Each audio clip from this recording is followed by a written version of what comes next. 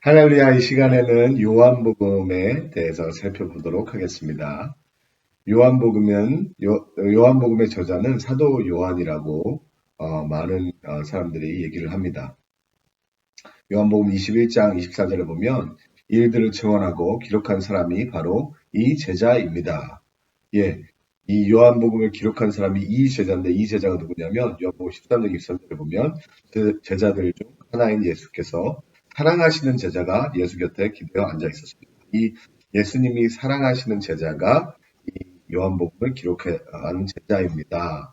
네, 많은 초대교회의 교부들이 얘기하기로는 세베대의 아들 요한이 이 사랑하시는 제자이며 요한복음을 쓴 제자이다라고 얘기하는 거죠. 복음서에 보면 저자의 사실을 바로 얘기하진 않지만 자기가 경험했던 것을 적은 게 있죠. 마태가 예수님이 마태를 부르신 것을 마태복음에서 적고요. 그다음에 마가는 예수님을 따르냐고 하자 옷을 벗고 알몸으로 뛴 사람, 도망친 사람이 마가라고 힌트를 주고요. 요한복음에서도 예수님하고 제일 가까이 있었던 예수님의 사랑하는 제자 요한이라고 얘기하고 있습니다. 요한복음은 요한이 제일 예수님의 제자 중에 제일 오래 살았잖아요. 다른 데 제자들은 다 죽었지만 예수님 제일 오래 산 요한이 AD 80에서 90 제일 마지막으로 쓴 거예요. 근데 그 공간복음을 다 보고 이 공간복음에 부족한 것을 채워야겠다라고 쓴 것 같습니다. 주제는 예수 그리스도께서 하나님이심을 믿어 생명을 얻는 것이 주제입니다. 주제 선구는 요한복음 20장 31절 말씀입니다. 그러나 이것들이 기록된 목적은 여러분들로 하여금 예수가 그리스도이시며 하나님의 아들이심을 믿게 하고 또 믿어서 예수의 이름으로 생명을 얻도록 하기 위함입니다. 예, 구조는 7가지로 쭉 나열되어 있는데요. 첫 번째, 성육신하신 하나님의 아들 1장 1절부터 19절. 두 번째, 자신을 나타내시는 하나님의 아들 1장 19절부터 4장 54절. 세 번째, 대립하시는 하나님의 아들 5장부터 12장. 네 번째, 교육하시는 하나님의 아들 13장부터 16장. 다섯 번째, 중보하시는 하나님의 아들 17장. 여섯 번째, 사형당하시는 하나님의 아들 18장 19장. 일곱 번째, 부활하시는 하나님의 아들 20장 21장입니다. 하나하나씩 살펴볼게요. 예, 성육신 하시는 하나님의 아들. 요한복음 1장 3절에 보면 태초에 말씀이 계셨습니다. 그 말씀은 하나님과 함께 계셨고 그 말씀은 하나님이셨습니다. 그분은 태초에 하나님과 함께 계셨습니다. 모든 것이 그분을 통해 지음을 받았으며 그분 없이 된 것은 아무것도 없습니다. 예, 요한은 예수님께서 하나님이심을 증명하려고 쓴 것입니다. 그래서 예수님이 하나님이라는 것을 믿을 때에 구원을 얻는다는 것. 그렇기 때문에 마태는 예수님이 유대인으로 오시는 메시아라는 것을 강조하기 위해서 족보를 어떻게 시작하죠? 마태복음 1장 1절에 아브라함과 다윗의 계보입니다라고 유대인으로 오시는 아브라함의 자손, 다윗의 자손으로 오시는 예수님을 강조했죠. 그리고 마가복음은 종으로 오시는 예수님을 강조했기 때문에 종은 족보도 없고 어리신들도 없기 때문에 일하는 사람만 강조하기 때문에 아예 족보를 안 넣고요. 누가복음에서는 인간으로 오시는 예수님을 나타내시기 위해서 인간의 후손이신 아담의 후손이신 예수님을 나타냈고요. 요한복음에서는 이것이 족보예요. 예, 하나님을 나타내시기 위해서 만물 만들기 전에 하나님과 같이 계셨던 예수님의 족보를 얘기하고 있는 거죠. 그래서 이 태초에 말씀이 계셨고 이 말씀을 통해서 모든 것이 그분을 통해서 지음 받았습니다. 라고 얘기하는 거죠. 골로새서 1장 15절 16절 말씀에도 하나님의 아들은 보이지 않는 하나님의 형상이요.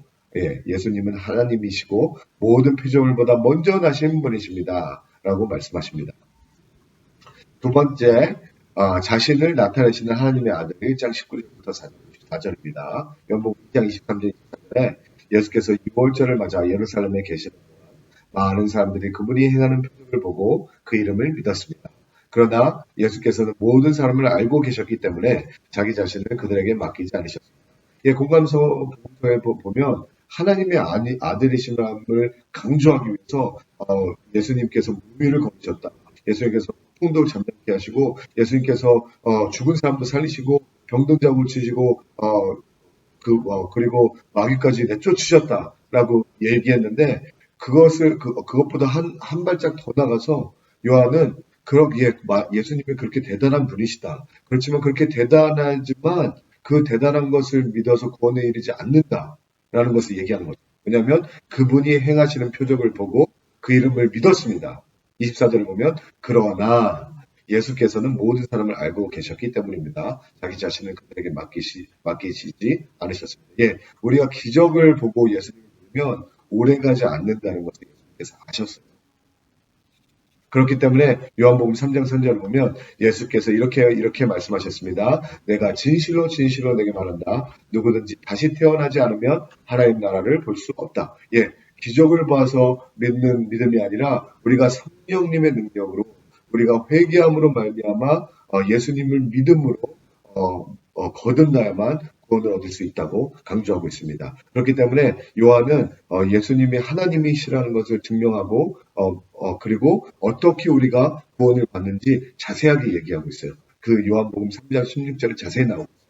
하나님께서 세상을 이처럼 사랑하셔서 독생자를 주셨으니 이는 그를 믿는 사람마다 멸망하지 않고 영생을 얻게 하려는 것입니다. 예, 여기서 하나님은 구원의 근본을 얘기하는 거죠. 예, 우리 구원의 근원은 하나님에게로부터 옵니다. 세상을 이처럼 사랑하셔서 구원의 대상은 세상인 것을 얘기하고 있고요. 그 다음에 구원의 동기는 하나님이 세상을 이처럼 사랑하셔서 우리를 사랑하셔서 하나님께서 구원을 해주시는 거고 구원의 대상도 세상이 인간만이 아니라 이 세상의 모든 피조물을 구원하시려고 하시는 거죠. 구원의 표현은 우리를 사랑하셔서 그 구원을 표현하려고 독생자를 주신 것입니다. 예. 그 다음에 이는 그를 믿는 사람마다 구원의 조건이죠. 구원을 믿으면은 구원을 받고 영생을 얻고요. 이는 예수님을 믿지 않으면 우리는 멸망하게 되는 거죠. 구원의 조건이 이는 그를 믿는 사람마다 구원의 결과는 믿으면 영생이고 믿지 않으면 멸망인 거죠. 멸망하지 않고 영생을 얻게 하려는 것이다. 이렇게 요한은 예수님이 하나님 되신 것과 우리가 구원을 그냥 기적만 믿어서 되는 것이 아니라 우리가 예수 그리스도를 독생자인 것을 믿음으로 구원을 얻는다는 것을 가르쳐주고 있습니다. 세 번째, 대립하신 하나님의 아들 5장부터 12장까지인데 여기서 예수님이 누구신지를 딱 알려요. 예, 알리자 종교 지도자들하고 대립하게 되죠. 요한복음 6장 35절 말씀을 보면 그러자 예수께서 그들에게 말씀하셨습니다. 내가 바로 생명의 빵이다. 내게 오는 사람은 결코 배고프지 않고 나를 믿는 사람은 결코 목마르지 않을 것이다. 예, 예수님께서 생명의 빵이시고 요한복음 8장 12절 나는 세상의 빛이다. 누구든지 나를 따르는 사람은 어둠 속에 다니지 않고 생명을 얻을 것이다. 예, 세상의 빛인 예수님. 또 내가 진실로 진실로 너에게 말한다. 나는 양의 문이다. 양의 문이 되신 예수님. 그리고 10장 11절에 보면 나는 선한 목자다. 선한 목자는 양들을 위해 자기 생명을 내놓는다. 11장 25절에 보면 예수께서 나는 부활이요 생명이니 나를 믿는 사람은 죽어도 살겠고 예수님께서 양이고 빛이고 빵이고 다 얘기하면서 마지막 어디까지 얘기하시냐면 부활이고 생명이라는 말까지 말씀하십니다. 그렇게 예수님이 자기가 누군지를 얘기하시자 요한복음 11장 53절에 그날부터 그들은 예수를 죽이려는 음모를 꾸몄습니다. 예, 많은 사람들부터 대립하시죠. 네 번째, 그렇게 대립하시니까 이제 대립하게 되면서 유대인들이 예수님을 죽이려고 해요. 예수님이 죽는다는 걸 이제 자기 죽음에 가까이 왔다는 것을 아시고 이렇게 제자들을 가르치십니다. 13장 1절 말씀에 6월절 전에 예수께서는 이 세상을 떠나 아버지께로 가실 때가 됐다는 것을 알고 계셨습니다.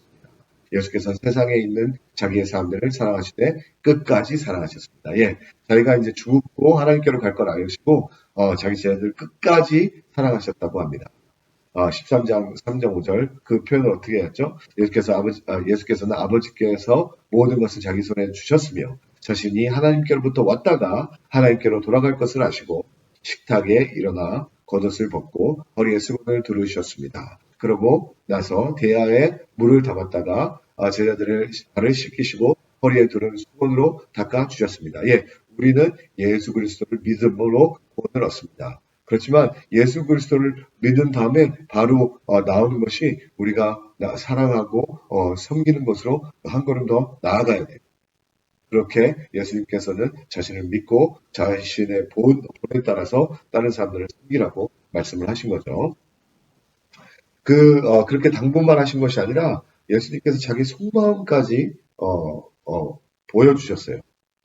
죽음을 앞두시고 자신의 마음속에 담아 있는 것까지 기도로 표현하신 거죠. 요한복음 17장 20절부터 22절입니다. 내 기도는 이 사람들만을 위한 것이 아닙니다. 이 사람들이 전하는 말을 듣고 나를 믿는 사람들을 위해서 기도합니다. 예수님께서 마음속에 간절히 원하셨던 게 뭐죠? 자신을 믿는 제자를 통해서 앞으로 수백 대 수천 대에 이르러 예수님을 믿는 모든 성도들에게 이런 것을 원하셨어요.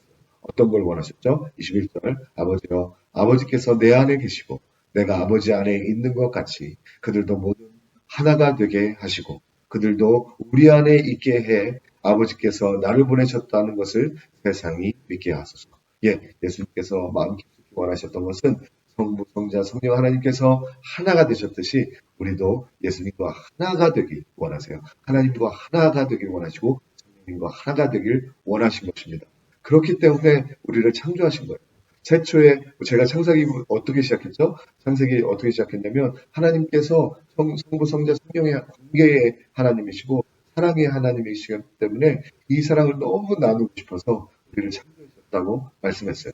그래서 우리를 창조했는데 우리가 반항해서 하나님을 떠난 거죠. 그렇기 때문에 우리를 예수 그리스도를 통해서 He's gonna come and seek and save. 오셔서 우리를 찾으시고 구원하신 거죠. 구원하신 다음에 우리한테 털어놓으시는 거예요. 내가 너희들한테 내 마음 깊숙한 마음을 터놓는데 그 마음이 뭐냐면 내가 너와 하나 되는 거란다 라고 말씀하시는 거죠. 여섯 번째는 사형당하시는 하나님의 아들 18장부터 19장까지 나오는데요. 예수님께서 하나님과 성령님과 자신과 모든 백성들이 하나 되기를 원한다는 기도를 하시고 새벽에 일어나 기드온 골짜기로 가십니다. 요한복음 18장 2절에 보면 예수께서 이 기도의 말씀을 하신 뒤 제자들과 함께 기드온 골짜기 건너편으로 가셨습니다. 거기에는 동산이 하나 있었는데 예수와 제자들은 그곳으로 들어갔습니다. 겟세마네 동산으로 가신 거죠. 이 겟세마네 동산으로 가시는 사건을 통해서 우리는 예수님이 어떻게 돌아가시는지 알 수가 있습니다. 예수님께서 일찍이 기드론 시냇물을 건너셨어요. 또 누가 기드론 시냇물을 걸렸죠? 이 구약에서 다윗 왕이 압살론의 반역으로 인해서 기드론 시냇물을 새벽에 건너십니다. 이것을 보면서 예수님이 이 언약도 성취를 하시는구나. 예수님도 반역에 의해서 이렇게 죽음의 골짜기를 건너시는구나 라는 것을 보실 수 있습니다. 예수님도 유다의 반역을 통해서 십자가로 가시는 거죠. 요한복음 19장 30절 말씀에 예수께서 신포도주를 받으시고 말씀하셨습니다. 다 이루었다. 그리고 예수께서는 머리를 떨구시고 손을 거두셨습니다. 일곱 번째는 부활하시는 하나님의 아들을 20장부터 21장 두 장에 놓여 있습니다. 20장 17절 말씀에 예수께서 마리아에게 말씀하셨습니다. 나를 만지지 마라. 내가 아직 아버지께 올라가지 못했다. 너는 내 형제들에게 가서 내가 내 아버지 곧 너의 아버지, 내 하나님 곧 너의 하나님께로 올라갈 것이다 라고 말하여라. 예수님께서 죽으시고 부활하셨는데 처음 목격한 사람이 막달라 마리아였죠.